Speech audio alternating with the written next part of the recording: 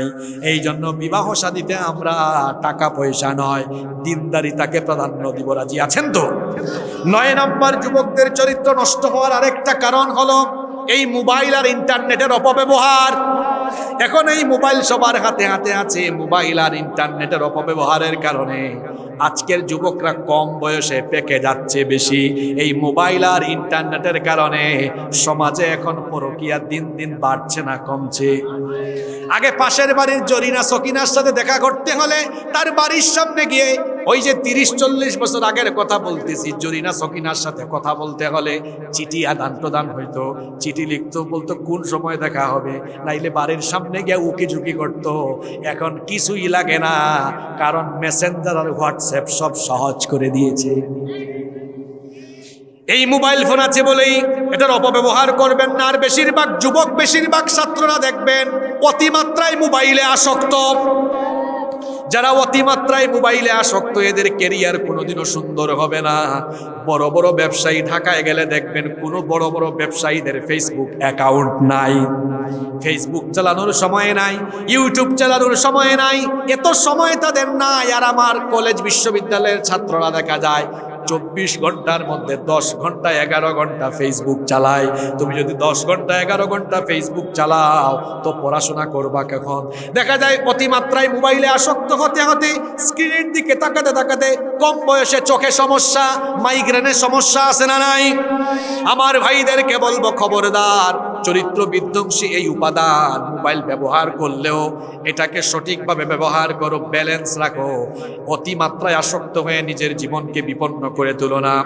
Mobile phone আছে বলি রাতের বেলা দরজা বন্ধ করে দিয়ে একা রুমে তুমি গুগল শরীফে গিয়ে তারপরে পর্ন সাইটে ঢুকে পর্ন মুভি দেখো না, আজে বাজে ভিডিও দেখো না, কিংবা ইউটিউব শরীফে গিয়ে নাটক সিনেমা দেখে চোখের জিনা করো না।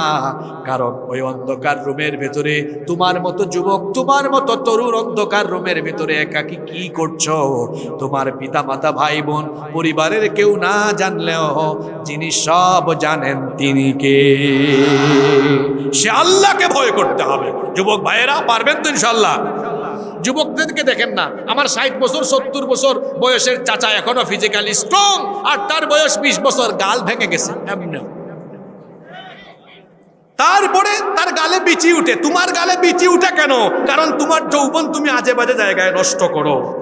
তোমার ঘুমের অভ্যাস, তোমার খাদ্যাভ্যাস ঠিক নাই। আমার চাচাদেরকে জিজ্ঞেস করেন, এই ঠাকুরগাঁওয়ের চাচারা, তারা যখন ইয়াং ছিলেন, যুবক ছিলেন, তারা রাতে তাড়াতাড়ি ঘুমাতেন। আর তোমরা যুবকরা এখন রাত 2টা পর্যন্ত ফেসবুক চালায়া ঘুম নষ্ট করো। তোমাদের চেহারা দিন দিন খারাপ হয়ে যাচ্ছে।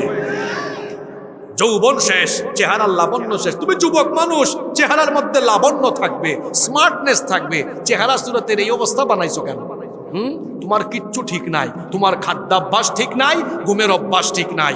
তুমি একটা ব্যালেন্স লাইফে চলে আসো। বৈষম্য বিরোধী ছাত্র সমাজ, তরুণ যুবক ভাইয়েরা, পারবে তো ইনশাআল্লাহ? কথায় আছে, শেষ ভালো যার, সব ভালো। আমি 10টি পয়েন্টই আজকে বলতাম। নাম্বার 10, 10 এবং সর্বশেষ হলো, আজকে যুবকরা নষ্ট হচ্ছে পরিবার থেকে তাদেরকে সঠিকভাবে গাইড না করার কারণে। পারিবারিক তত্ত্বাবধায়ন নাই। অনেক পিতামাতা আছেন, তাদের সন্তান কোথায় যায়, কি করে, তারা এর কোনো খোঁজখবর রাখেন না। তারা মনে করে সন্তান জন্ম দিয়েছে, দায়িত্ব শেষ। সন্তানদের খোঁজখবর নেয় না, গাইড করে না। এই সন্তান নষ্ট হয়, পরে পিতামাতাকে ঘাড় ধাক্কা দিয়ে বাড়ি থেকে বের করে দেয়, বৃদ্ধাশ্রমে রেখে দেয়। পিতামাতা অসুস্থ, চিকিৎসা করায় না, কিংবা পিতামাতার খোঁজখবর নেয় না, পিতামাতাকে খাওয়ায় না, পড়ায় না। এমন বহু সন্তান আসে না নাই? এই সন্তান এমন হয়ে গেল কেন? কারণ আপনার সন্তানকে আপনি যেভাবে গাইড করা দরকার সেভাবে করেননি। সন্তান জন্ম দিয়েই দায়িত্ব শেষ নয়। যেভাবে গাছ লাগানোর পরে দায়িত্ব শেষ হয় না, গাছের গোড়ায় কি করতে হয়? পানি ঢালতে হয়, আগাছা পরিষ্কার করতে হয়, তারপরে ওই গাছ থেকে ফল আশা করা যায়। গাছ রোপণ করে যেমন তার পেছনে আরো শ্রম দেওয়া লাগে, সন্তান জন্ম দিয়েও ছেলে মেয়ের পেছনে পরিশ্রম করা লাগে। তাকে মানুষ করার জন্য আপনাকে খাটনি খেতে হবে, নজর রাখতে হবে, নজরদারিতে রাখতে হবে। তখন আমার এই যুবক যুবতীরা, তরুণ তরুণীরা আর নষ্ট হবে না ইনশাআল্লাহ। এই যে চরিত্র বিধ্বংসী যুব সমাজের অবক্ষয়ের, যুব সমাজের ধ্বংসের 10টি কারণ বললাম, এখান থেকে বের হয়ে আসতে হলে আমাদের সকলকে কোরআন সুন্নাহর ভিত্তিতে সমাধানের পথ খুঁজে আমাদেরকে খুঁজে বের করতে হবে। মাদক, জুয়া, অশ্লীলতা, বেহায়াপনা, নোংরামি থেকে আমাদের সন্তানদেরকে বের করে আনতে হবে, তাহলেই আমাদের সমাজ সুন্দর হবে ইনশাআল্লাহ। এই এলাকার যুবকরা অত্যন্ত ভালো, এজন্য তারা ভালো কাজের বহিঃপ্রকাশ আজকে ঘটিয়েছে। এই যে তারা আজকে এত সুন্দর মাহফিলের আয়োজন করলো, এতে কি আপনারা সবাই খুশি? কারা কারা খুশি দেখি হাত তুলেন তো।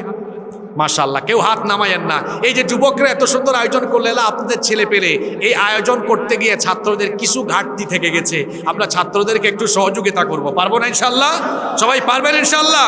যান ছাত্র ভাইয়েরা একটু ব্যাগ নিয়ে ঢুকেন, আপনারা হাতগুলা নামায়া পকেটে ঢুকান, মানুষের পকেটে ঢুকায়েন না, নিজের পকেটে ঢুকান। আর কেউ